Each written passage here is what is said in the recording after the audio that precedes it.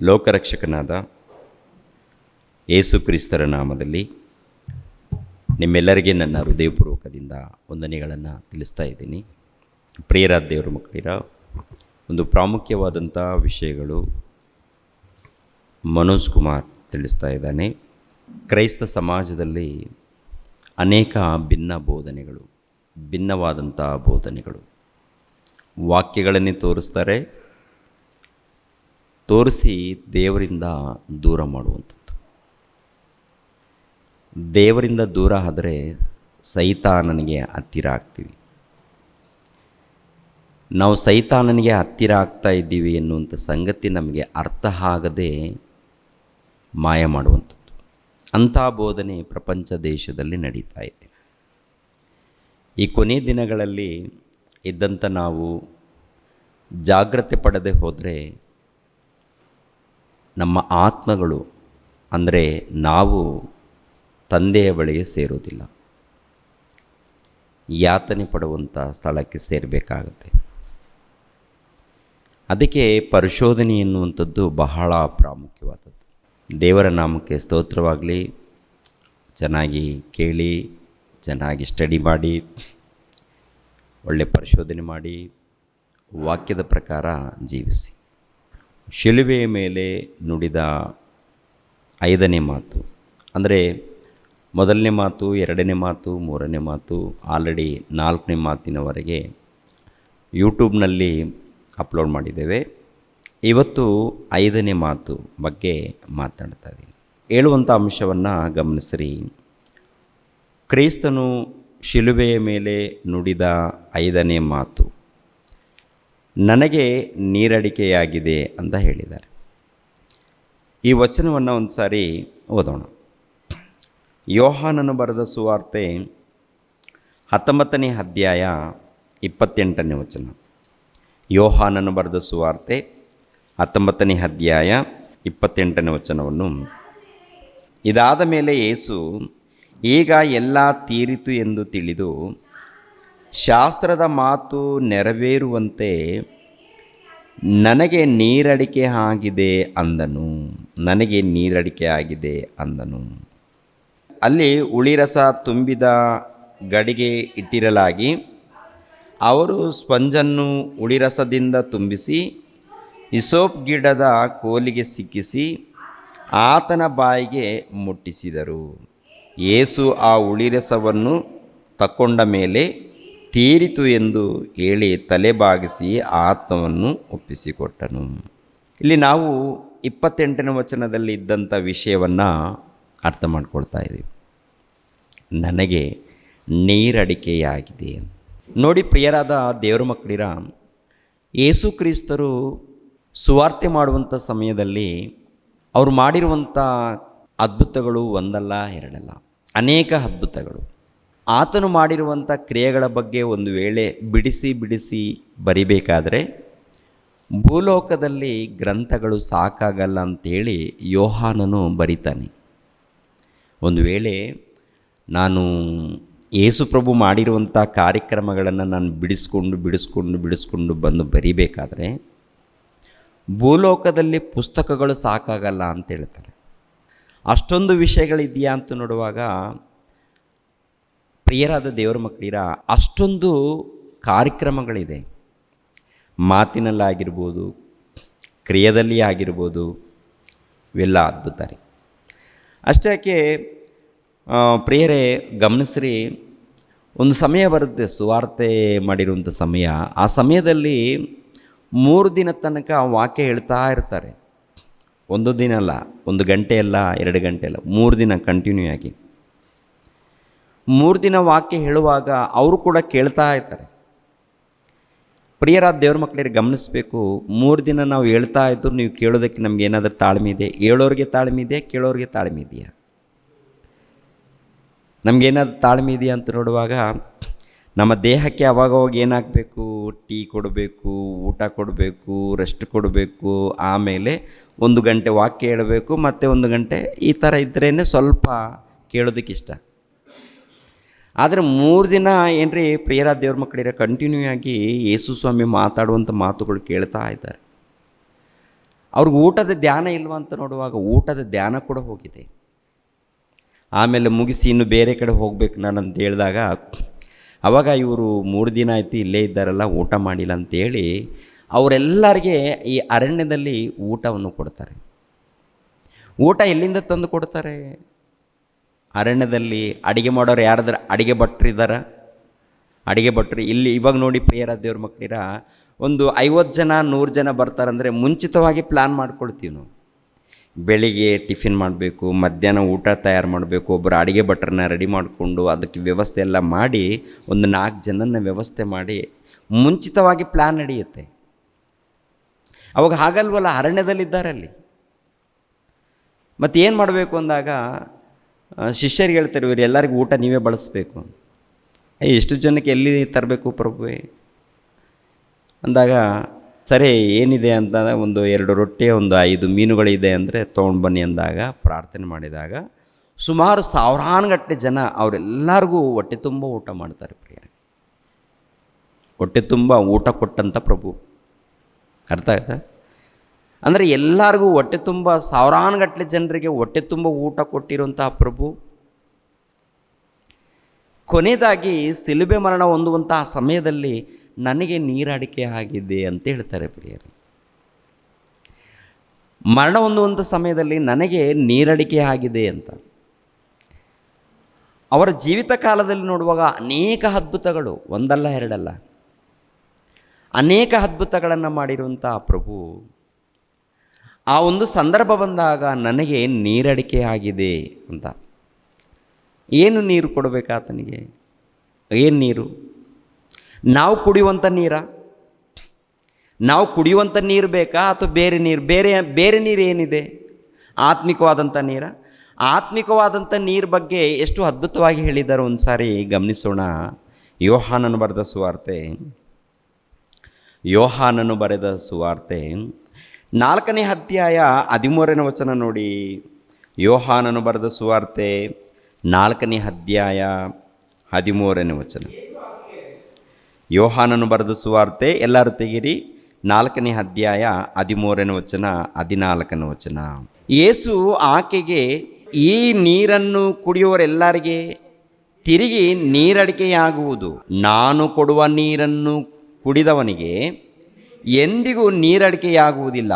ನಾನು ಅವನಿಗೆ ಕೊಡುವ ನೀರು ಅವನಲ್ಲಿ ಉಕ್ಕುವ ಹೊರತೆಯಾಗಿದ್ದು ನಿತ್ಯ ಜೀವವನ್ನು ಉಂಟು ಮಾಡುವುದು ಎಂದು ಹೇಳಿದನು.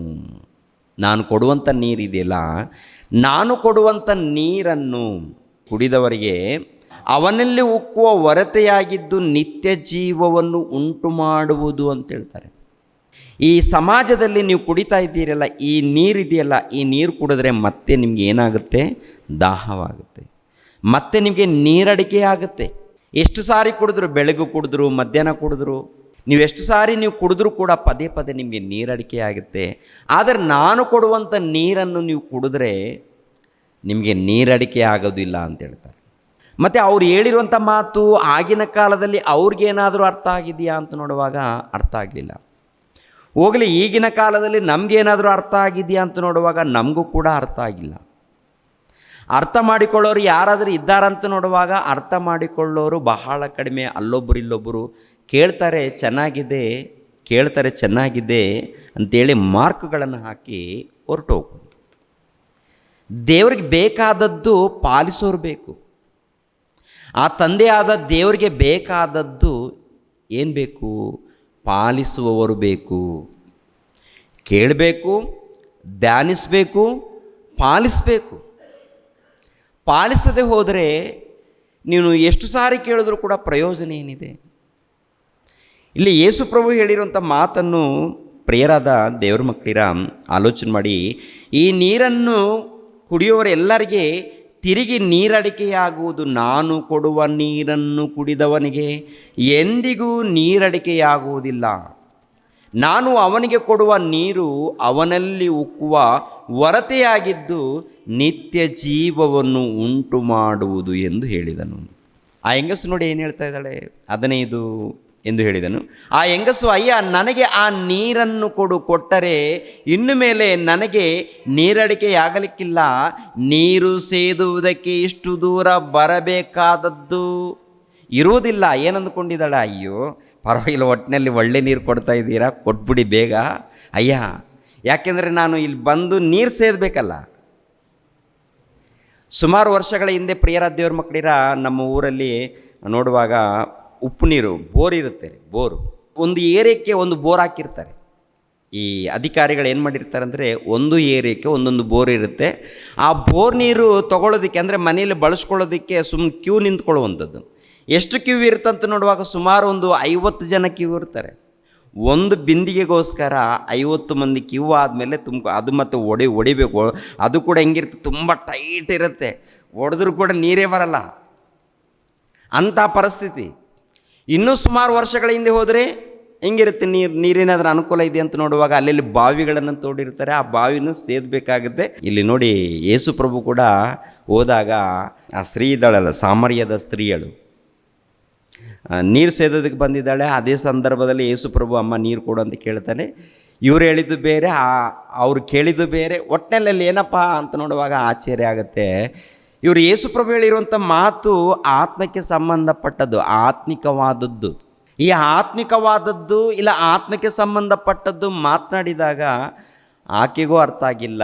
ಕೊನೆದಾಗ ಆತನ ಜೊತೆಯಲ್ಲಿದ್ದಂಥ ಶಿಷ್ಯರಿಗೆ ಏನಾದರೂ ಅರ್ಥ ಆಗಿದೆಯಾ ಅಂತ ನೋಡುವಾಗ ಅವ್ರಿಗೂ ಅರ್ಥ ಆಗಿಲ್ಲ. ಆಮೇಲೆ ಅರ್ಥ ಮಾಡ್ಕೊಳ್ತಾರೆ ನಿಧಾನಕ್ಕೆ. ಅಂದರೆ ಅಷ್ಟು ಸುಲಭವಾಗಿ ಬೇಗ ಅರ್ಥ ಆಗಲ್ಲ ಈ ಮಾತುಗಳು. ನೋಡಿ, ಆಕೆ ಹೇಳುವಂಥ ಮಾತು ನೋಡಿ, ಗಮನಿಸಿರಿ. ಅಯ್ಯ, ನನಗೆ ಆ ನೀರನ್ನು ಕೊಟ್ಟರೆ ಇನ್ನು ಮೇಲೆ ನನಗೆ ನೀರಡಿಕೆಯಾಗಲಿಕ್ಕಿಲ್ಲ. ನೀರು ಸೇದುವುದಕ್ಕೆ ಇಷ್ಟು ದೂರ ಬರಬೇಕಾದದ್ದು ಇರುವುದಿಲ್ಲ. ಒಟ್ಟೆಲ್ಲ ಅದು ಕೊಟ್ಬಿಡು, ಮನೇಲಿ ಇದ್ಬಿಡ್ತೀನಿ, ಆಮೇಲೆ ನೀರಿನ ಬಗ್ಗೆ ನನಗೆ ಚಿಂತೆನೇ ಇರಲ್ಲ. ಇಷ್ಟು ದೂರ ಯಾಕೆ ಬರಬೇಕು? ಅಮ್ಮ, ಆ ನೀರಲ್ಲ, ನೀವು ಕೇಳುವಂಥ ನೀರಲ್ಲ, ನಾನು ಕೊಡುವಂಥ ನೀರು ನಿನಗೆ ಅಂದರೆ ನಿನಗೆ ಅಂದರೆ ಹೊರಗಡೆ ಕಾಣುವಂಥ ನಿನ್ನ ದೇಹ ಇದೆಯಲ್ಲ, ಅದಕ್ಕಲ್ಲ, ನಿನ್ನ ಆತ್ಮಕ್ಕೆ ನಾನು ಕೊಡುವಂಥ ನೀರು, ನಿನ್ನ ಆತ್ಮಕ್ಕೆ ನಾನು ಕೊಡುವಂಥ ನೀರಾಗಿದೆ. ಈ ನೀರನ್ನು ಕುಡಿದ್ರೆ ಅವ್ರಿಗೂ ಸಾಯೋದಿಲ್ಲ ಅಂತಲೂ ಹೇಳ್ತಾರೆ. ಇನ್ನೊಂದು ಈ ಮಾತಿನಲ್ಲಿ ಏನಪ್ಪ ಅಂತ ನೋಡುವಾಗ ಕೆಳಗಡೆ ಮಾತು ಅದರಲ್ಲೇ, ಅವನಿಗೆ ಕೊಡುವ ನೀರು ಅವನಲ್ಲಿ ಉಕ್ಕುವ ಒರತೆಯಾಗಿದ್ದು, ನೀರು ಉಕ್ಕುವ ಒರತೆಯಾಗಿದೆಯಂತೆ. ಇನ್ನೊಂದು ಮಾತನ್ನು ಕೂಡ ನೋಡಿ ಪ್ರಿಯರೇ, ಅದೇ ಯೋಹಾನನು ಬರೆದ ಸುವಾರ್ತೆ 7ನೇ ಅಧ್ಯಾಯ 37ನೇ ವಚನ. ಯೋಹಾನನು ಬರೆದ ಸುವಾರ್ತೆ 7ನೇ ಅಧ್ಯಾಯ 37ನೇ ವಚನವನ್ನು ನೋಡಿ. ಆ ಜಾತ್ರೆಯ ಮಹಾದಿವಸವಾದ ಕಡೆ ದಿನದಲ್ಲಿ ಯೇಸು ನಿಂತುಕೊಂಡು, ಯಾವನಿಗಾದರೂ ನೀರಡಿಕೆಯಾಗಿದ್ದರೆ ಅವನು ನನ್ನ ಬಳಿಗೆ ಬಂದು ಕುಡಿಯಲಿ. ನನ್ನನ್ನು ನಂಬಿದವನ ಹೊಟ್ಟೆಯೊಳಗಿಂದ ಶಾಸ್ತ್ರದಲ್ಲಿ ಹೇಳಿರುವ ಪ್ರಕಾರ ಜೀವಕರವಾದ ನೀರಿನ ಹೊಳೆಗಳು ಹರಿಯುವವು. ನೀರಿನ ಹೊಳೆ ಹರಿಯುತ್ತಂತೆ. ಅದು ಜೀವಕರವಾದ ನೀರಿನ ಹೊಳೆ. ಯಾವನಿಗಾದರೂ ನೀರಡಿಕೆಯಾಗಿದ್ದರೆ ಅವನು ನನ್ನ ಬಳಿಗೆ ಬಂದು ಕುಡಿಯಲಿ. ನನ್ನನ್ನು ನಂಬುವನ ಹೊಟ್ಟೆಯೊಳಗಿಂದ ಶಾಸ್ತ್ರದಲ್ಲಿ ಹೇಳಿರೋ ಪ್ರಕಾರ ಜೀವಕರವಾದ ನೀರಿನ ಹೊಳೆಗಳು ಹರಿಯುವವು ಅಂತ ಹೇಳ್ತಾನೆ. ನೀರಿನ ಹೊಳೆಗಳಿದೆಯಾ? ಅಲ್ಲಿ ನೀರಿನ ಹೊರತೆ ಹೇಳಿದ್ದಾನೆ, ಇಲ್ಲಿ ನೀರಿನ ಹೊಳೆಗಳು ಅಂತ ಹೇಳ್ತಾನೆ. ಅಂದರೆ ನೀರಿನ ಹೊರತೆ ಬಂದಾಗ ನೀರು ಅಲ್ಲಿ ಉಕ್ಕುವಂಥದ್ದು, ನೀರು ಉಕ್ಕಿ ಹೊಳೆಗಳು ಹರಿತಾ ಇರುವಂಥದ್ದು, ಹೇಳ್ತಾ ಇದ್ದಾರೆ.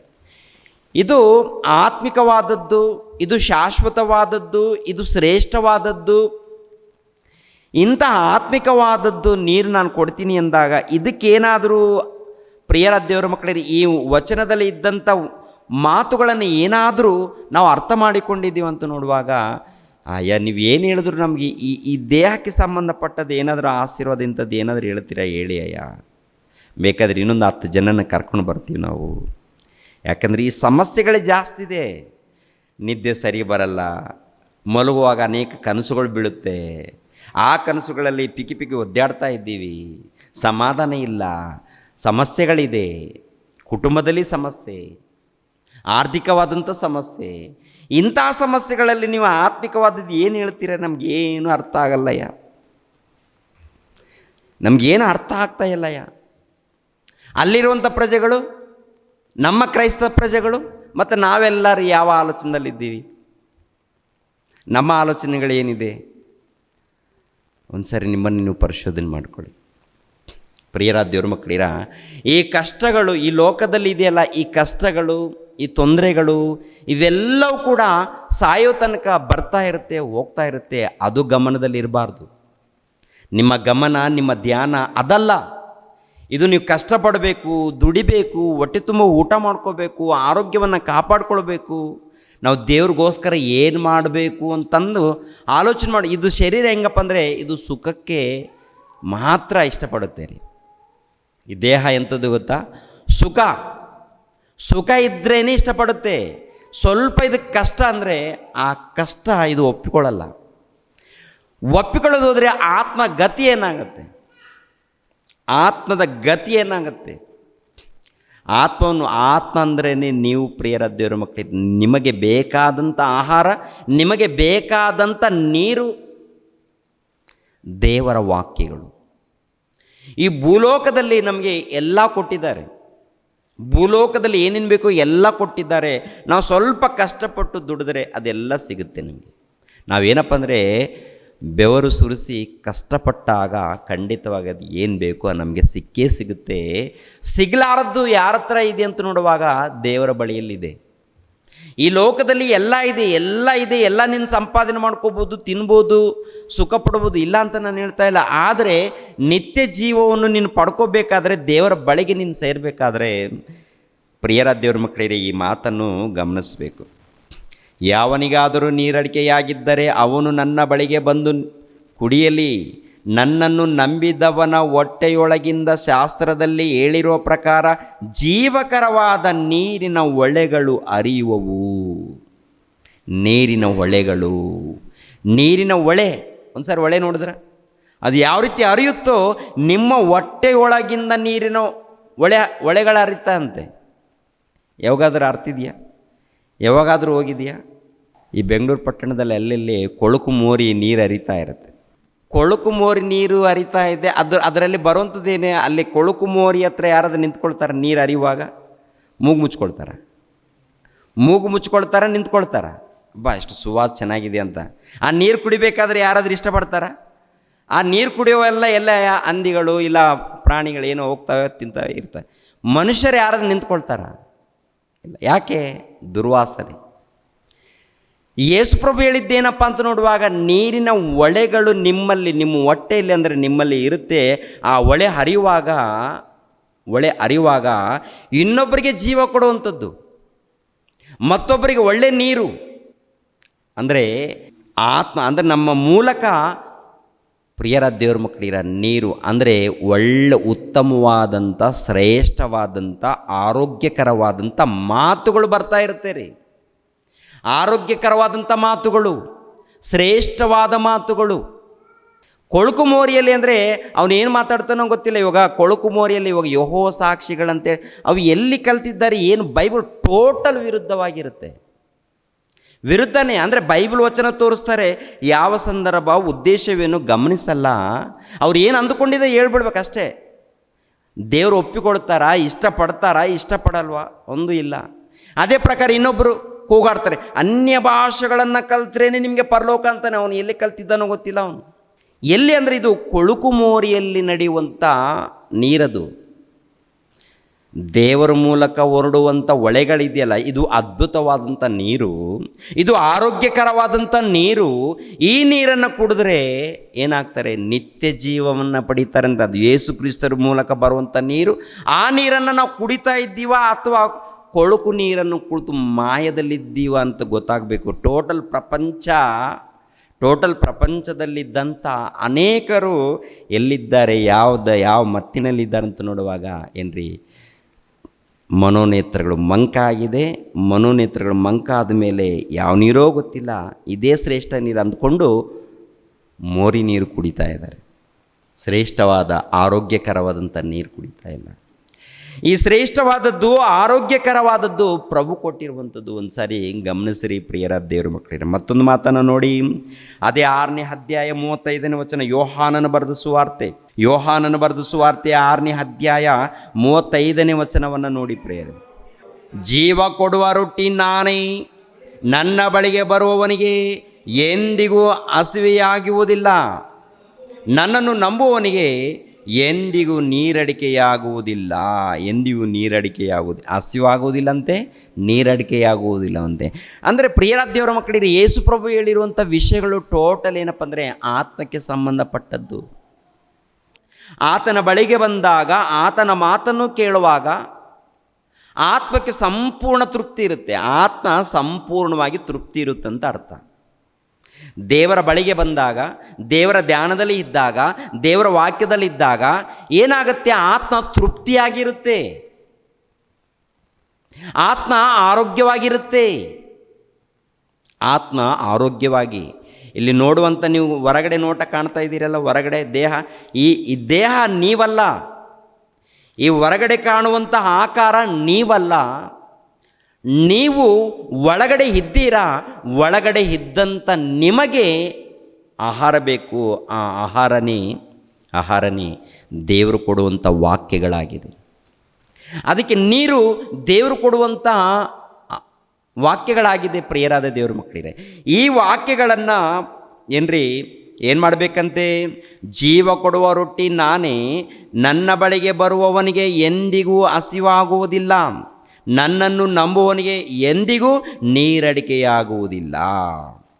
ನೋಡಿ 32ನೇ ವಚನ, ಅದರಲ್ಲಿ ಮೇಲ್ಗಡೆ ಮಾತು, ನಿಮಗೆ ನಿಜ ನಿಜವಾಗಿ ಹೇಳುತ್ತೇನೆ, ಮೋಶೆಯು ನಿಮಗೆ ಪರಲೋಕದಿಂದ ರೊಟ್ಟಿ ಕೊಟ್ಟವನಲ್ಲ, ನನ್ನ ತಂದೆಯು ಪರಲೋಕದಿಂದ ಬರುವ ನಿಜವಾದ ರೊಟ್ಟಿಯನ್ನು ನಿಮಗೆ ಕೊಡುತ್ತಾನೆ.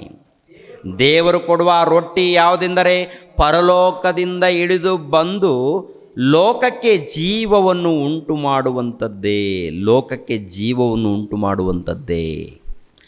ನನ್ನ ದೇಹವೇ ಆ ರೊಟ್ಟಿ ಅಂತ ಹೇಳಿದ್ದಾನೆ, ನನ್ನ ವಾಕ್ಯವೇ ಆ ರೊಟ್ಟಿ ಅಂತ ಹೇಳಿದ್ದಾನೆ, ನನ್ನ ಮಾತುಗಳೇ ನಿಮ್ಮ ಆತ್ಮಗಳಿಗೆ ಆಹಾರ ಅಂತ ಹೇಳಿದ್ದಾನೆ. ಅಂದರೆ ಈ ಲೋಕದಲ್ಲಿ ಎಲ್ಲರಿಗೂ ತೃಪ್ತಿಪಡಿಸುವಂಥ ಪ್ರಭು, ಎಲ್ಲರಿಗೂ ಹಸಿವೆಯನ್ನು ತೀರಿಸುವಂತಹ ಪ್ರಭು, ಎಲ್ಲರಿಗೂ ಆರೋಗ್ಯ ಕೊಡುವಂತಹ ಪ್ರಭು, ಎಲ್ಲರಿಗೂ ನಿತ್ಯ ಜೀವವನ್ನು ಕೊಡುವಂತಹ ಪ್ರಭು, ಮರಣ ಹೊಂದುವಂತಹ ಸಮಯದಲ್ಲಿ ನನಗೆ ನೀರಡಿಕೆಯಾಗಿದೆ ಅಂತ ಹೇಳಿದಾರಂದರೆ ಪ್ರಿಯರ ದೇವ್ರ ಮಕ್ಕಳಿರು ಒಂದು ಸರಿ ಯೋಚನೆ ಮಾಡಿ ಪ್ರಿಯರೇ, ಎಂಥ ನೀರಡಿಕೆ ಆಗಿದೆ? ಯಾಕಾಗಿದೆ ನೀರಡಿಕೆ ಆಗಿದೆ ಅಂತ ಹೇಳ್ಬೇಕಾ? ಅವರು ದೈವಕುಮಾರನಲ್ಲ, ದೇವರ ಮಗನಲ್ಲ. ಅನೇಕರಿಗೆ ನೀರನ್ನು ಕೊಟ್ಟಿದ್ದಾರೆ, ಆತ್ಮಿಕವಾದಂಥದ್ದು ನೀರನ್ನು ಕೊಟ್ಟಿದ್ದಾರೆ, ಶಾರೀರಿಕವಾದಂಥದ್ದು ಕೂಡ ಕೊಟ್ಟಿದ್ದಾರೆ, ಹೌದಲ್ವ? ಆತ್ಮಿಕವಾದದ್ದು, ಶಾರೀರಿಕವಾದದ್ದು ಎಲ್ಲವನ್ನು ಕೊಟ್ಟವರು ಅವರೇ ಆಗಿರುವಾಗ ಇನ್ನೊಬ್ಬರಿಗೆ ನೀರು ಬೇಕು ಅಂತ ಕೇಳಬೇಕಾ?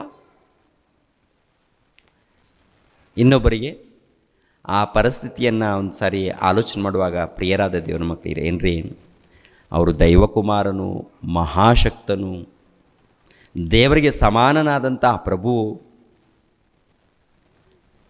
ಪ್ರಿಯರಾದ ದೇವ್ರ ಮಕ್ಕಳಿರ ಆಲೋಚನೆ ಮಾಡುವಾಗ ಬಹಳ ಒಂದು ರೀತಿಯಲ್ಲಿ ಆತನ ಪ್ರೀತಿ ಗೊತ್ತಾಗುತ್ತೆ, ಆತನ ಒಂದು ಪ್ರೀತಿ ತ್ಯಾಗ ಗೊತ್ತಾಗುತ್ತೆ, ನಮ್ಮ ಮೇಲೆ ಇಟ್ಟಿರುವಂಥ ತ್ಯಾಗ. ನಮ್ಮನ್ನು ಕಾಪಾಡಿಕೊಳ್ಬೇಕು, ನಮ್ಮನ್ನು ರಕ್ಷಿಸಬೇಕು ಎನ್ನುವಂಥದ್ದು. ಒಂದು ಸಾರಿ ಫಿಲಿಪಿಯವರಿಗೆ ಬರೆದ ಪತ್ರಿಕೆ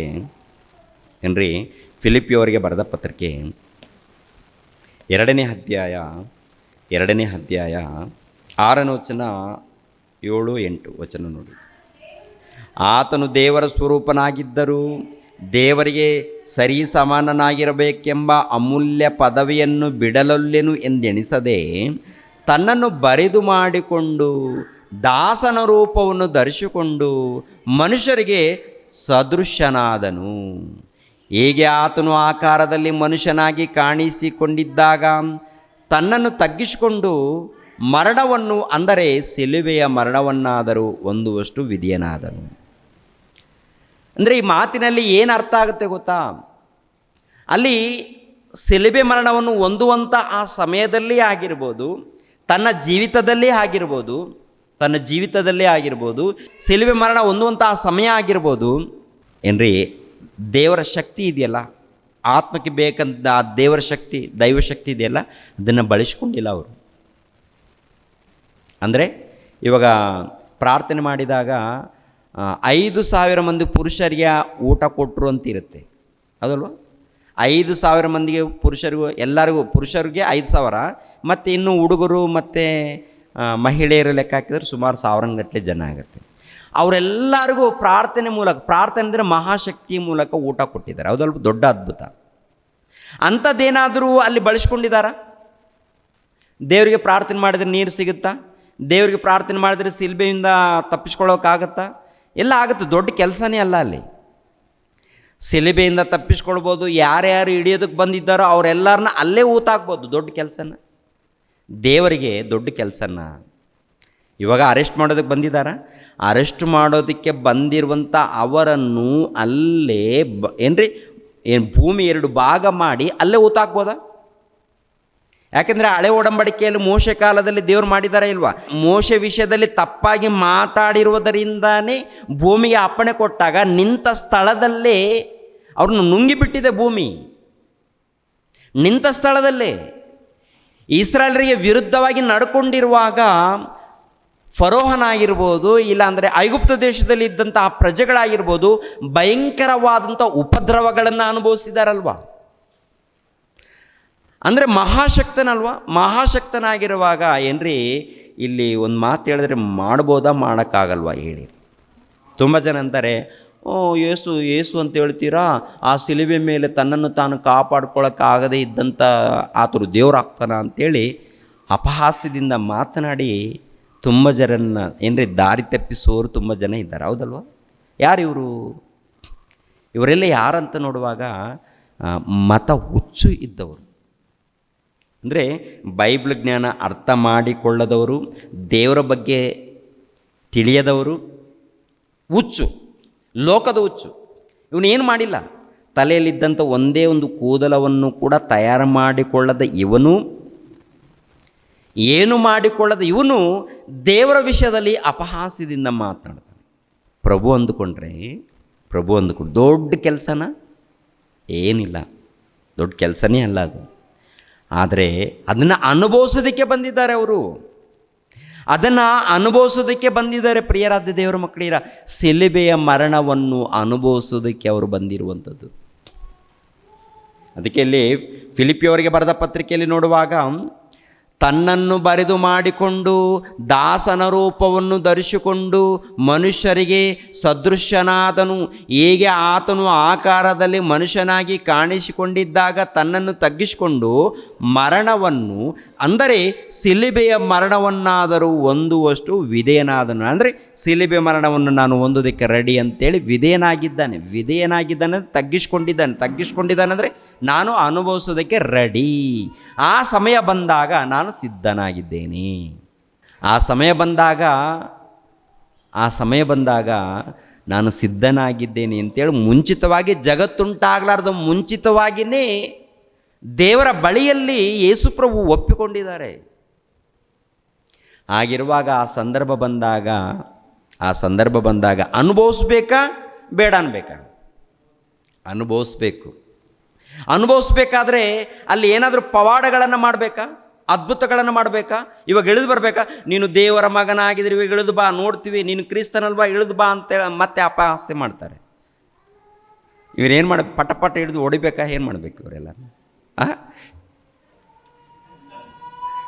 ಅಲ್ಲ, ಏನು ಮಾತಾಡ್ತೀರಿ ಗೊತ್ತಾದ್ರೆ ನಾವು ಮಾತಾಡ್ತೀವಿ, ಅವ್ರು ಆಗ ಮಾತಾಡಿಲ್ಲ. ಇವ್ರು ಏನು ಮಾತಾಡ್ತಾರೋ ಗೊತ್ತಿಲ್ಲ, ದೇವರೇ ಬಿಟ್ಬಿಡಿ, ಗೊತ್ತಿಲ್ಲ ಇವರಿಗೆ. ಪ್ರಿಯರಾದ ದೇವ್ರ ಮಕ್ಕಳಿರ, ಒಂದು ಸರಿ ಆಲೋಚನೆ ಮಾಡಿ.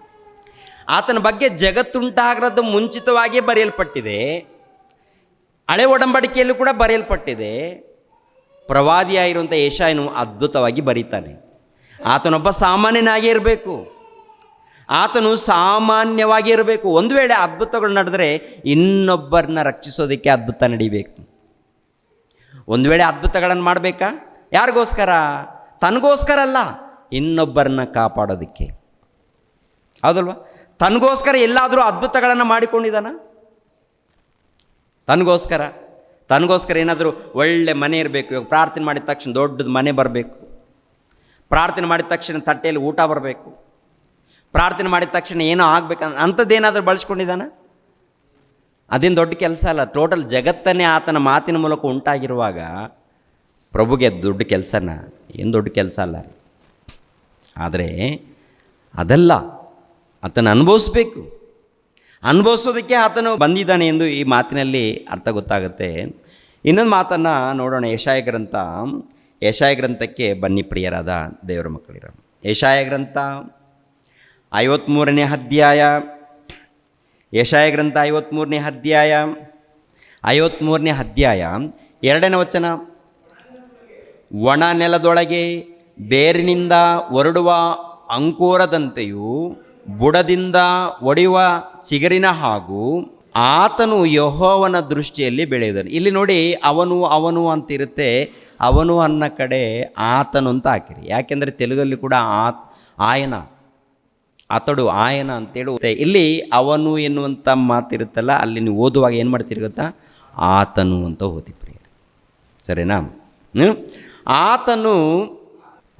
ಆತನಲ್ಲಿ ಯಾವ ಅಂದ ಚಂದಗಳು ಇರಲಿಲ್ಲ. ನಾವು ಆತನನ್ನು ನೋಡಿದಾಗ ನೋಡತಕ್ಕ ಯಾವ ಲಕ್ಷಣವೂ ಕಾಣಲಿಲ್ಲ. ಆತನು ಧಿಕ್ಕರಿಸಲ್ಪಟ್ಟವನು, ಮನುಷ್ಯರು ಸೇರಿಸಿಕೊಳ್ಳದವನು, ಸಂಕಷ್ಟಕ್ಕೊಳಗಾದವನು, ವ್ಯಾಧಿ ಪೀಡಿತನು, ಜನರ ಮುಖವನ್ನು ಹೊರೆ ಮಾಡಿಕೊಳ್ಳುವ ಧಿಕ್ಕಾರಕ್ಕೆ ಒಳಗಾದವನು ಆಗಿದ್ದನು. ನಾವು ಆತನನ್ನು ಲಕ್ಷ್ಯಕ್ಕೆ ತರಲಿಲ್ಲ. ನಿಜವಾಗಿಯೂ ನಮ್ಮ ಸಂಕಷ್ಟಗಳು ಆತನು ಅನುಭವಿಸಿದನು. ಆತನು ಹೊತ್ತ ಹೊರೆಯು ನಮ್ಮ ಸಂಕಷ್ಟವೇ. ಅಂದರೆ ನೋಡಿ, ಇವೆಲ್ಲ ವಚನ ನೋಡುವಾಗ ಒಬ್ಬ ಸಾಮಾನ್ಯವಾದಂಥ ವ್ಯಕ್ತಿಯಾಗಿ ಕಾಣ್ತಾ ಇದ್ದಾನಲ್ಲಿ. ಸಾಮಾನ್ಯ ವ್ಯಕ್ತಿಯಾಗಿ ಸಿದ್ಧನಾಗಬೇಕಲ್ಲಿ.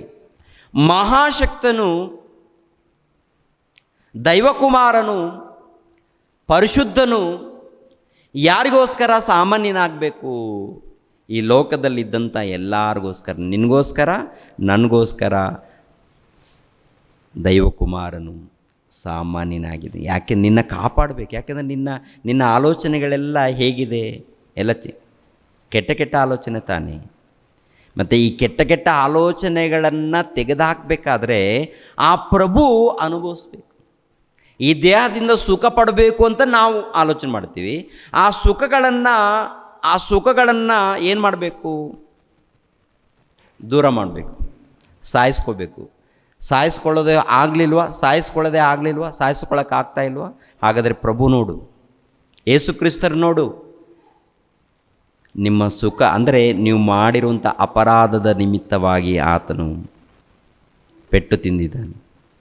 ಕೊರಡೆ ಪೆಟ್ಟುಗಳು, ತಲೆ ಮೇಲೆ ಮುಳ್ಳಿನ ಕಿರೀಟ, ಒಡಿಸ್ಕೊಳ್ಳುವಂಥದ್ದು ಪೆಟ್ಟುಗಳು, ಭಯಂಕರವಾದಂಥ ಈ ಪೆಟ್ಟುಗಳು. ಸಾಮಾನ್ಯನಾಗಿ ಮಹಾಶಕ್ತನು ಸಾಮಾನ್ಯನಾಗಿದ್ದಾನ? ಸಾಮಾನ್ಯನಾಗಿ ವಿಧೇಯನಾಗಿ ತಗ್ಗಿಸಿಕೊಂಡು ನಮ್ಮೆಲ್ಲರ ನಿಮಿತ್ತವಾಗಿ ಆ ಸಮಯ ಬಂದಾಗ ಪ್ರಿಯರಾದ ದೇವರ ಮಕ್ಕಳಿರ ಏನ್ರಿ ಅನುಭವಿಸಿರುವಂಥದ್ದು ನೋಡಿ ಪ್ರಿಯರೇ, ಒಂದು ಸರಿ ನೋಡಿ ಆಲೋಚನೆ ಮಾಡಿ. ಈ ವಚನಗಳನ್ನು ಓದುವಾಗ ನಮ್ಮ ಪ್ರಭು, ನಮ್ಮ ದೈವಕುಮಾರನು ನಮಗೋಸ್ಕರ ಪೆಟ್ಟು ತಿಂದದಾನ, ನಮಗೋಸ್ಕರ ಅನುಭವಿಸಿದಾನ ಅಂಥೇಳಿ ಆತನನ್ನು ನೋಡಿ ನಾವು ಏನು ಮಾಡಬಾರ್ದು? ತಪ್ಪು ಮಾಡಬಾರ್ದು. ಆತನನ್ನು ನೋಡಿ ಪಾಪಗಳನ್ನು ಮಾಡಬಾರ್ದು. ಒಂದು ವೇಳೆ ಕೆಟ್ಟ ಆಲೋಚನೆ ಬಂತ, ಯೇಸು ಕ್ರಿಸ್ತರು ತಲೆ ಮೇಲೆ ಮುಳ್ಳಿನ ಕಿರೀಟ ಇಟ್ಟಿದ್ದಾರಲ್ಲ, ಅದು ನೆನಪಾಗಬೇಕು. ನಮ್ಮ ಆಲೋಚನೆಗಳು ಕೆಟ್ಟ ಆಲೋಚನೆಗೆ ಬಂದಾಗ, ಅಯ್ಯೋ, ನಮ್ಮ ಆಲೋಚನೆಗಳ ನಿಮಿತ್ತ, ನಮ್ಮ ಪಾಪಗಳ ನಿಮಿತ್ತ ಆತನು ತಲೆಯ ಮೇಲೆ ಮುಳ್ಳಿನ ಕಿರೀಟವನ್ನು ಅನುಭವಿಸಿದ್ದಾನೆ. ಮುಳ್ಳಿನ ಕಿರೀಟ ಇಡುವಾಗ ಇಡ್ತಾರ, ಆಯ್ತು, ಹೊಡಿತಾರ, ಕೊರಡೆಗಳಿಂದ ಹೊಡಿಲಿ. ಯಾಕೆ? ನನ್ನ ತಮ್ಮಂದಿರಿಗೆ ಹೊಡಿಬೇಕು. ಇವೆಲ್ಲ ಕೂಡ ನಮ್ಮೆಲ್ಲರಿಗೆ ಬೀಳಬೇಕು. ಈ ಪೆಟ್ಟುಗಳೆಲ್ಲ ನಮ್ಮೆಲ್ಲರಿಗೆ ಶಿಕ್ಷೆ ಆಗಬೇಕು. ನಮ್ಮೆಲ್ಲರಿಗೂ ಹೊಡಿಬೇಕು. ನಿಜವಾಗಲೂ ಮನುಷ್ಯರೆಲ್ಲರಿಗೂ ಪೆಟ್ಟುಗಳು ಹೊಡಿಬೇಕು. ದೇವ್ರು ನಿಜವಾಗಲೂ ಏನಪ್ಪ ಅಂದ್ರೆ ಆ ಹೊಡಿಬೇಕು. ಯಾಕೆಂದರೆ ಈ ದೇಹ ಕೊಟ್ಟಿದ್ದು ನಿಮ್ಮ ಇಷ್ಟದ ಪ್ರಕಾರ ನಡಿ ಅಂತ ಅಲ್ವಲ್ಲ. ತಲೆ ಕೊಟ್ಟಿದ್ದು ನಿಮಗೆ ಇಷ್ಟ ಬಂದ ಹಾಗೆ ಆಲೋಚನೆ ಮಾಡಿ ಅಂತ ಅಲ್ವಲ್ಲ. ನಿನಗೆ ತಲೆ ಕೊಟ್ಟಿದ್ದು, ತಲೆಯಲ್ಲಿರುವಂಥ ಮೆದುಳು ಕೊಟ್ಟಿದ್ದು, ಆ ಮೆದುಳಿನಲ್ಲಿ ಜ್ಞಾನ ಕೊಟ್ಟಿದ್ದು ನಿಮ್ಮ ಇಷ್ಟ ಬಂದ ಹಾಗೆ ಯೋಚನೆ ಮಾಡಿ ಪಾಪ ಮಾಡುವಂತ ಅಲ್ವಲ್ಲ. ಏನು ಮಾಡ್ತಾ ಇದ್ದೀರಾ? ಲೋಕದಲ್ಲಿ ಏನು ಮಾಡ್ತಾ ಇದ್ದಾರೆ ಅಂತ ನೋಡುವಾಗ ಪ್ರಿಯರ ದೇವರ ಮಗ ಎಲ್ಲ ಲೋಕದ ಆಲೋಚನೆಗಳೇ. ಕೊನೆಯದಾಗಿ ಬೈಬಲ್ ಗ್ರಂಥ ಕೈಯಲ್ಲಿ ಬಂದರು, ಪ್ರಾರ್ಥನೆ ಮಾಡಿದ್ರು, ವಾಕ್ಯ ಹೇಳಿದ್ರು, ಉಪವಾಸದಲ್ಲಿ ಇದ್ದರು, ಎಲ್ಲ ಲೋಕಕ್ಕೆ ಸಂಬಂಧಪಟ್ಟದ್ದೇ. ಸೌಖ್ಯ ಏನಿಲ್ಲ, ಆರೋಗ್ಯ ಏನಿಲ್ಲ. ಕ್ರೈಸ್ತ ಪೂರ್ವದಲ್ಲಿ ಅವರ ಗತಿ, ಈಗಿನ ಕಾಲದಲ್ಲಿ ನಮ್ಮ ಗತಿ ಒಂದೇ. ಅವರ ಇತಿಹಾಸವನ್ನು ನೋಡಿ, ಭವಿಷ್ಯತ್ತನ್ನು ನೋಡಿ ಎಲ್ಲರ ನಿಮಿತ್ತವಾಗಿ ತಗ್ಗಿಸಿಕೊಂಡಿದ್ದಾನೆ ಪ್ರಿಯರೇ, ವಿಧೇಯನಾಗಿದ್ದಾನೆ.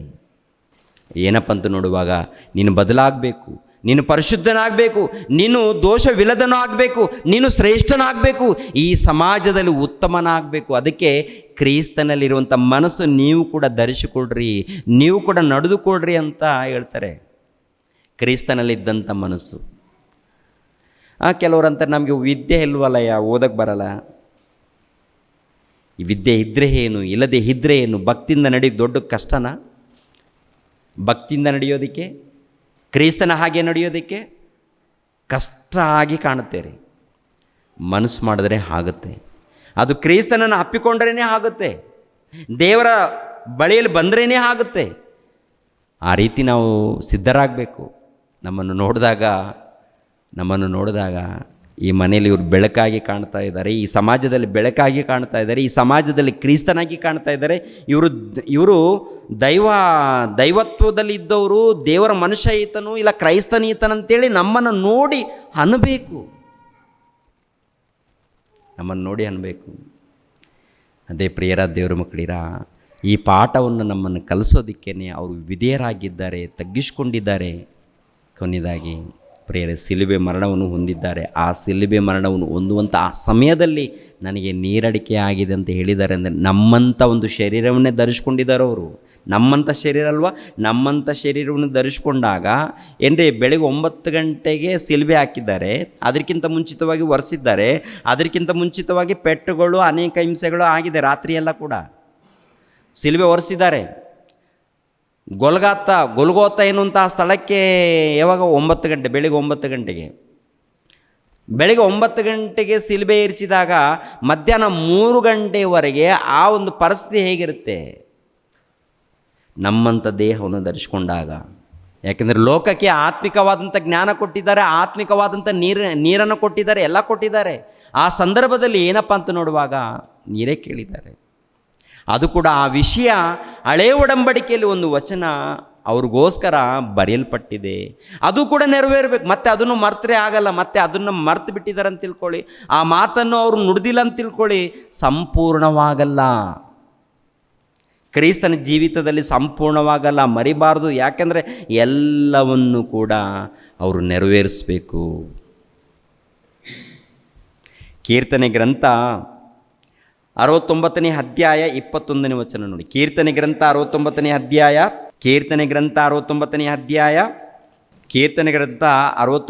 ಅಧ್ಯಾಯ 21ನೇ ವಚನವನ್ನು ಓದಿಪ.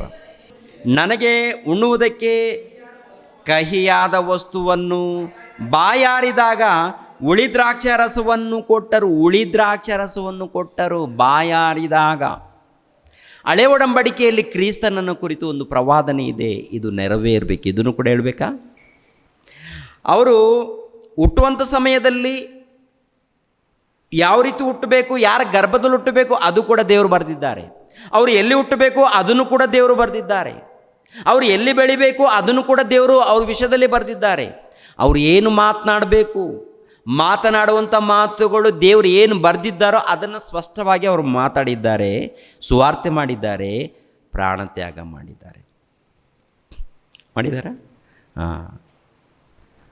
ಈ ಒಂದು ವಿಷಯಗಳನ್ನು ಅಂದರೆ ಕ್ರಿಸ್ತನ ಬಗ್ಗೆ ಬರೆಯಲ್ಪಟ್ಟಿರುವಂಥ ಒಂದು ವಿಷಯಗಳನ್ನು ನೆರವೇರೋದಕ್ಕೆ ಶಿಲುಬೆ ಮರಣವನ್ನು ಹೊಂದುವಂಥ ಆ ಸಮಯದಲ್ಲಿ ಅದನ್ನು ನುಡಿದ್ರು. ನೆರವೇರಿಸ್ಬೇಕಲ್ಲ, ನೆರವೇರಿಸಿದ್ರು. ಇವಾಗ ಪ್ರಿಯರಾದ ದೇವ್ರ ಮಕ್ಕಳಿರ, ನಮ್ಮ ವಿಷಯದಲ್ಲಿ ಒಂದು ಸಾರಿ ಯೋಚನೆ ಮಾಡಿ ಪ್ರಿಯರೇ. ಯೇಸು ಪ್ರಭು ತಮಗೋಸ್ಕರ ಏನು ಬರೆಯಲ್ಪಟ್ಟಿದೆಯೋ ಅದರ ಪ್ರಕಾರ ಅವ್ರು ಜೀವಿಸಿದ್ದಾರೆ. ನೋಡಿ, ಯೋಹಾನ ಬರೆದ ಸುವಾರ್ತೆ 17ನೇ ಅಧ್ಯಾಯ, ಯೋಹಾನನ ಬರೆದ ಸುವಾರ್ತೆ 17ನೇ ಅಧ್ಯಾಯ. ಇನ್ನೊಂದು 5 ನಿಮಿಷದಲ್ಲಿ ಮುಗಿಸ್ತೀನಿ. 17ನೇ ಅಧ್ಯಾಯ, ಯೋಹಾನನ ಬರೆದ ಸುವಾರ್ತೆ 17ನೇ ಅಧ್ಯಾಯ 4ನೇ ವಚನ ಓದಿ. ಮಾಡಬೇಕೆಂದು ನೀನು ನನಗೆ ಕೊಟ್ಟ ಕೆಲಸವನ್ನು ನಾನು ನೆರವೇರಿಸಿ ನಿನ್ನನ್ನು ಭೂಲೋಕದಲ್ಲಿ ಮಹಿಮೆಪಡಿಸಿದೆನು. ಈಗ ತಂದೆಯೇ, ನೀನು ನಿನ್ನ ಬಳಿಯಲ್ಲಿ ನನ್ನನ್ನು ಮಹಿಮೆಪಡಿಸು. ಲೋಕ ಉಂಟಾಗೋದಕ್ಕಿಂತ ಮುಂಚೆ ನಿನ್ನ ಬಳಿಯಲ್ಲಿ ನನಗಿದ್ದ ಮಹಿಮೆಯಿಂದಲೇ ನನ್ನನ್ನು ಮಹಿಮೆಪಡಿಸು. ಅಂದರೆ ಮೇಲ್ಗಡೆ ವಚನ ನೋಡುವಾಗ, ಮಾಡಬೇಕೆಂದು ನೀನು ನನಗೆ ಕೊಟ್ಟ ಕೆಲಸವನ್ನು ನಾನು ನೆರವೇರಿಸಿದ್ದೇನೆ ಅಂತ ಅವರು ಪ್ರಭು ಹೇಳಿದ್ರು. ಎಲ್ಲ ನೆರವೇರಿಸಿದ್ದಾರೆ ಅಂತ ನೋಡುವಾಗ ಎಲ್ಲವನ್ನು ನೆರವೇರಿಸಿದ್ದಾರೆ. ಎಲ್ಲಾದರೂ ಪೆಂಡಿಂಗ್ ಇಟ್ಟಿದ್ದಾರಾ? ಏನಾದರೂ ಹೇಳುವಂಥ ವಿಷಯಗಳು ಪೆಂಡಿಂಗ್ ಇದೆಯಾ? ಮಾಡುವಂಥ ವಿಷಯಗಳು ಏನಾದರೂ ಇದೆಯಾ ಅವ್ರ ವಿಷಯದಲ್ಲಿ? ಏನೂ ಇಲ್ಲ. ಎಲ್ಲ ಸಂಪೂರ್ಣವಾಗಿ ಅವ್ರು ನೆರವೇರಿಸಿ ತಮ್ಮ ಬದುಕನ್ನು ಮುಗಿಸ್ಕೊಂಡು ಹೋದರು. ಇವಾಗ ನಮ್ಮ ವಿಷಯದಲ್ಲಿ ನೋಡಿ, ಪೆಂಡಿಂಗ್ ಏನಾದರೂ ಇದೆಯಾ? ನಮಗೇನಾದರೂ ಕೆಲಸ ಕೊಟ್ಟಿದ್ದಾರಾ? ಸುಮ್ಮನೆ ಬಂದ್ಬಿಟ್ಟಿದ್ದೀರಾ? ಸುಮ್ಮನೆ ಉಟ್ಬಿಟ್ಟಿದ್ದೀರಾ ನೀವೆಲ್ಲರೂ? ಏನಪ್ಪ ಅಮ್ಮ ಅಪ್ಪ ಅಮ್ಮ ಏನೋ ಸಂಸಾರ ಮಾಡಿದ್ರು ಗಾಳಿಗೆ ಬಂದ್ಬಿಟ್ರಿ ಅಂತ ಹೇಳ್ತೀರ? ಅಪ್ಪ ಅಮ್ಮ ಸಂಸಾರ ಮಾಡಬೇಕಂದ್ರು, ಆ ಸಂಸಾರದಲ್ಲಿ ನೀನು ಹುಟ್ಟಬೇಕಂದ್ರು ಅದು ದೈವ ಸಂಕಲ್ಪ. ಸುಮ್ಮನೆ ಗಾಳಿಗೆ ಬಂದಿಲ್ಲ ನೀನು. ತಂದೆ ತಾಯಿಗಳ ಸಂಸಾರದಲ್ಲಿ ಆನಂತರ ಅಮ್ಮಳ ಗರ್ಭದಲ್ಲಿ ನೀನು ನಿಂತುಕೊಂಡು 9 ತಿಂಗಳ ಅಲ್ಲಿದ್ದು ಆಕಾರವನ್ನು ಧರಿಸಿಕೊಂಡು ಭೂಲೋಕಕ್ಕೆ ಬಂದಿದೆಯಂದರೆ ಕೆಲಸ ಇದೆಯಂತ ಬಂದಿದೆಯಾ? ಸುಮ್ಮನೆ ಬಂದಿದೆಯಾ? ಈ ಕಡೆ ಆ ಕಡೆ ತಿರುಗಾಡೋಣ, ಬೆಂಗಳೂರು ಪಟ್ಟಣ ಚೆನ್ನಾಗಿದೆ, ಸುತ್ತಾಡೋಣ, ಆಮೇಲೆ ಡುಮುಕ್ ಅಂತೇಳಿ ಜಾರಿ ಹೋಗೋಣ ಅಂತೇಳಿ ಬಂದಿದ್ದೀರಾ? ಇಲ್ಲ. ದೇವರಿಗೋಸ್ಕರ ಹುಟ್ಟಿದೆ, ದೇವರು ಹುಟ್ಟಿಸಿದ್ದಾರೆ. ಆ ಹುಟ್ಟುವಿಕೆ ದೇವ್ರಿಗೋಸ್ಕರ ಈ ಲೋಕದಲ್ಲಿ ಜೀವಿಸಬೇಕು, ಭಕ್ತಿಯಿಂದ ನಡಿಬೇಕು. ಭಕ್ತಿಯಿಂದ ಅಂದರೆ ಭಕ್ತಿಯಲ್ಲಿದೆ ಮಾತು. ಪ್ರಾರ್ಥನೆ ಬಂದಾಗ ಒಂದು ರೀತಿಯಲ್ಲಿ, ಮನೆಗೆ ಹೋದಾಗ ಮತ್ತೊಂದು ರೀತಿಯಲ್ಲಿ ಇರುತ್ತೆ ನಮ್ಮ ಬದುಕು. ಹೊರಗೆ ನೋಡುವಂಥ ಆಕಾರಗಳು, ಈ ಆಕಾರ ನಿಜವಾದ ಆಕಾರ ಕಾಣ್ತಾ ಇಲ್ಲ. ನಮ್ಮ ಜೀವಿತ ನೋಡುವಾಗ ಎಲ್ಲ ವಿರುದ್ಧವಾಗಿರುತ್ತೆ. ನಮ್ಮ ಆಲೋಚನೆಗಳು ವಿರುದ್ಧವಾಗಿರುತ್ತೆ, ನಮ್ಮ ಕೆಲಸಗಳು ವಿರುದ್ಧವಾಗಿರುತ್ತೆ. ಪ್ರಿಯರ ದೇವ್ರ ಮಕ್ಕಳಿರ ನೋಡುವಾಗ ಏನ್ರಿ, ನಾವೇನು ಮಾತಾಡ್ತಾ ಇದ್ದೀವಿ, ಎಲ್ಲಿಗೆ ಹೋಗ್ತಾ ಇದ್ದೀವಿ, ಎಲ್ಲವನ್ನು ಕೂಡ ದೇವರು ಬರ್ಕೊಳ್ತಾ ಇದ್ದಾರೆ. ದೇವ್ರು ನೋಡುವಂಥದ್ದು, ನಮ್ಮಿಂದ ದೇವ್ರು ನೋಡುವಂಥದ್ದು ಒಂದೇ ಒಂದು ಭಕ್ತಿ, ನಂಬಿಕೆ, ವಿಶ್ವಾಸ, ಪ್ರೀತಿ ಇವೆಲ್ಲ ಇರಬೇಕು ವಾಕ್ಯದ ಪ್ರಕಾರ ಇದ್ದಾಗ. ನನ್ನ ಮಗಳು, ನನ್ನ ಮಗನು ನಿನಗೋಸ್ಕರ ಪರಲೋಕದಲ್ಲಿ ಜಾಗ ಇದೆ, ಬಂದ್ಬಿಡಮ್ಮ ಅಂತಾನೆ. ಬಂದ್ಬಿಡು ಮಕ್ಕಳ, ವಾಕ್ಯದ ಪ್ರಕಾರ ನಡ್ಕೊಂಡಿದ್ದೀರಲ್ಲ, ಲೋಕದ ರೀತಿಯಲ್ಲಿ ನಡ್ಕೊಂಡಿದ್ದೀರಿ ಅಂದರೆ ಹೋಗ್ಬಿಡು, ಬೆಂಕಿ ಕೊಂಡಕ್ಕೆ ನಡಿ ಅಂತಾರೆ. ನಿಮಗೂ ಕೂಡ ಕೆಲಸ ಇದೆ. ನಮ್ಮನ್ನು ಕುರಿತು ಕೂಡ ದೇವರು ಬರೆದುಕೊಂಡಿದ್ದಾನೆ. ಏನು ಬರೆದುಕೊಂಡಿದ್ದಾನೆ ದೇವರು? ನಮ್ಮನ್ನು ಕುರಿತು ಏನು ಬರೆದುಕೊಂಡಿದ್ದಾನೆ? ಪರಿಶುದ್ಧರಾಗಿರಬೇಕು, ನೀತಿವಂತರಾಗಿರಬೇಕು, ಸತ್ಕಾರ್ಯಕ್ರಮಗಳನ್ನು ಮಾಡಬೇಕು. ಸತ್ಕಾರ್ಯಕ್ರಮಗಳು ಅಂದರೆ ವಾಕ್ಯಕ್ಕೆ ಸಂಬಂಧಪಟ್ಟಂಥ ಕಾರ್ಯಕ್ರಮಗಳನ್ನು ನಾವು ಮಾಡಬೇಕು. ಇಲ್ಲೋ ಒಟ್ಟಿಗೆ ಏನು ಬೇಕು? ದುಡಿಬೇಕು, ಸಂಪಾದನೆ ಮಾಡ್ಕೋಬೇಕು, ಊಟ ಮಾಡ್ಕೋಬೇಕು, ದೇವರು ಮೆಚ್ಚುವಂಥ ಕೆಲಸ ಇರಬೇಕು. ಅಂದರೆ ನಮ್ಮ ಕೆಲಸ ನಮ್ಮ ಮಾತುಗಳು ಅದು ದೇವ್ರಿಗೋಸ್ಕರನೇ ಆಗಿರಬೇಕು. ಪ್ರಿಯರಾದ ದೇವ್ರ ಮಕ್ಕಳಿನ, ನಿನ್ನ ಕುಟುಂಬದಗೋಸ್ಕರ, ಇಲ್ಲಾಂದರೆ ಅತ್ತೆ ಮಾವ ಸೊಸೆ ಏನಪ್ಪ ಬಂಧು ಬಳಗ, ಏನು ನೀವೆಷ್ಟು ಸಂಪಾದನೆ ಮಾಡಿದ್ರಿ? ನೀವೆಷ್ಟಮ್ಮ ಸಂಪಾದನೆ ಮಾಡಿದ್ರಿ? ನೀವೆಷ್ಟು ಒಡವೆಗಳನ್ನು ಕೊಂಡ್ಕೊಂಡ್ರಿ? ಇದೇನಾದರೂ ಮಾತಾಡ್ತಾ ಇದ್ದೀರಾ? ಇವು ಬೇಡ. ಇವು ವಾಕ್ಯದಗೋಸ್ಕರ ಮಾತಾಡಿ, ವಾಕ್ಯಗಳನ್ನು ಧ್ಯಾನಿಸ್ರಿ. ಸಂಪಾದನೆ ಇವೆಲ್ಲ ಬಿಟ್ಬಿಡಿ. ಏನು ಸಂಪಾದಿದೆ ಇಟ್ಕೊಡ್ರಿ, ದೇವ್ರಿಗೋಸ್ಕರ ಕಷ್ಟಪಡ್ರಿ, ದೇವ್ರಿಗೋಸ್ಕರ ಬಳಸಿ. ನಿಮ್ಮ ಬದುಕು ದೇವ್ರಿಗೋಸ್ಕರ ಇರಬೇಕಷ್ಟೇ. ನಿಮ್ಮ ಆಲೋಚನೆಗಳು, ನಿಮ್ಮ ಕಷ್ಟ, ನೀವು ಕೆಲಸ ಮಾಡಿದ್ರು ಅದು ನಾನು ದೇವ್ರಿಗೋಸ್ಕರನೇ ಕೆಲಸ ಮಾಡ್ತಾಯಿದ್ದೀನಿ. ಯಾಕಂದರೆ ಪ್ರಪಂಚ ದೇಶದಲ್ಲಿ ಅನೇಕ ಮಂದಿ ದೇವರನ್ನು ತಿಳಿಯದೆ ಇರುವಂಥ ಪ್ರಜೆಗಳಿದ್ದಾರೆ. ಅವರನ್ನು ಕಾಪಾಡಬೇಕಾದ್ರೆ ನೀನು ಕೆಲಸ ಮಾಡಬೇಕು. ಅವರನ್ನು ಕಾಪಾಡಬೇಕಾದ್ರೆ ಬೈಬಲನ್ನು ಧ್ಯಾನಿಸಬೇಕು. ಅವರನ್ನು ಕಾಪಾಡಬೇಕಾದ್ರೆ ಬೈಬಲನ್ನು ಕೈಯಲ್ಲಿಟ್ಕೊಂಡು ಬೋಧಿಸಬೇಕು. ಸ್ತ್ರೀಯರು ಕೂಡ, ಸ್ತ್ರೀಯರಾಗಿರ್ಬೋದು ಪುರುಷರಾಗಿರ್ಬೋದು, ಎಲ್ಲರೂ ಸಿದ್ಧರಾಗಬೇಕು. ಒಬ್ಬರೇ ಅಲ್ಲ. ದ್ವೇಷ, ಅಸೂಯೆ ಇದು ಎಲ್ಲ ಸತ್ತು ಎಲ್ಲ ನಾಶವಾಗಬೇಕು. ನಮ್ಮಲ್ಲಿ ದ್ವೇಷ ಇದೆ, ಹಗೆ ಇದೆ, ಹೊಟ್ಟೆ ಕಿಚ್ಚೆ ಇದೆ, ಏನೋ ಹೆಸರು ಬರಬೇಕು. ಇದೆಲ್ಲ ದರಿದ್ರ. ಯಾರ ಮೂಲಕ ಹೆಸರು ಬೇಡ, ಯಾರ ಮೂಲಕ ಏನೋ ಬರೋದು ಬೇಡ, ನಮ್ಮ ದೇವ್ರ ಮೂಲಕ ಬಂದರೆ ಸಾಕು ಅಂತ ಒಳ್ಳೆಯ ಆಲೋಚನೆ ಮೇಲೆ ಹೋದರೆ ಪ್ರಿಯರೇ, ಖಂಡಿತವಾಗಿ ದೇವ್ರ ಜೊತೆಯಲ್ಲಿರ್ತಾರೆ. ಆ ದೇವರ ಚಿತ್ತ ನೆರವೇರುತ್ತೆ. ಪರಲೋಕದಲ್ಲಿ ನಮಗೆ ಜಾಗ ಸಿಗುತ್ತೆ. ಆ ರೀತಿ ನಾವು ಬೆಳೆಯೋಣ, ಅಭಿವೃದ್ಧಿ ಆಗೋಣ, ದೇವರ ಸೇವೆಯಲ್ಲಿ ಇರೋಣ. ಕ್ರಿಸ್ತನನ್ನು ನುಡಿದಿರುವಂಥ ಆ ಮಾತಿನಲ್ಲಿ ಏನಪ್ಪ ಅಂದರೆ, ಅವರು ತಮ್ಮ ಉನ್ನತವಾದಂಥ ಒಂದು ಜೀವಿತವನ್ನು ನಮಗೋಸ್ಕರ ಬಲಿಯಾಗಿ ಕೊಟ್ಟಿದ್ದಾರೆ. ನಾವು ತಿಳ್ಕೊಂಡು ನಾವು ಜಾಗ್ರತೆ ಪಡಬೇಕು, ಭಕ್ತಿಯಿಂದ ಜೀವಿಸ್ಬೇಕು. ನಮಗೋಸ್ಕರನೇ ನಮ್ಮ ಉದ್ಧಾರದಗೋಸ್ಕರನೇ, ಓಕೆನಾ, ನಮ್ಮ ಜೀವಿತಗೋಸ್ಕರನೇ ಅವರು ಬಲಿಯಾಗಿದ್ದಾರೆ ಎನ್ನುವಂಥ ವಿಷಯವನ್ನು ಯಾರೂ ಮರಿಬಾರ್ದು. ಓಕೆನಾ. ದೇವರು ನನ್ನನ್ನು ಆಶೀರ್ವದಿಸಲಿ. ರಕ್ಷಕನಾದ ಯೇಸು ಕ್ರಿಸ್ತರ ನಾಮದಲ್ಲಿ ಆತ್ಮೀಯರೆಲ್ಲರಿಗೂ ಹೃತ್ಪೂರ್ವಕ ವಂದನೆಗಳನ್ನು ತಿಳಿಸ್ತಾ ಇದ್ದೇನೆ. ದೇವರ ಸೇವೆ ನಿಮಿತ್ತವಾಗಿ ಪ್ರಾರ್ಥಿಸಿರಿ ಹಾಗೂ ದೇವರ ಸೇವೆಯಲ್ಲಿ ಭಾಗಿಗಳು ಆಗಿ. ಪ್ರತಿಯೊಬ್ಬನು ತನ್ನ ಹೃದಯದಲ್ಲಿ ನಿರ್ಣಯಿಸಿಕೊಂಡ ಪ್ರಕಾರ ಕೊಡಲಿ. ದುಃಖದಿಂದಾಗಲಿ ಬಲಾತ್ಕಾರದಿಂದಾಗಲಿ ಯಾರೂ ಕೊಡಬಾರದು. ಯಾಕೆಂದರೆ ಸಂತೋಷವಾಗಿ ಕೊಡುವವನ ಮೇಲೆ ದೇವರಿಗೆ ಪ್ರೀತಿಯುಂಟು. 2 ಕೊರಿಂಥದವರಿಗೆ ಬರೆದ ಪತ್ರಿಕೆ 9ನೇ ಅಧ್ಯಾಯ 7ನೇ ವಚನ.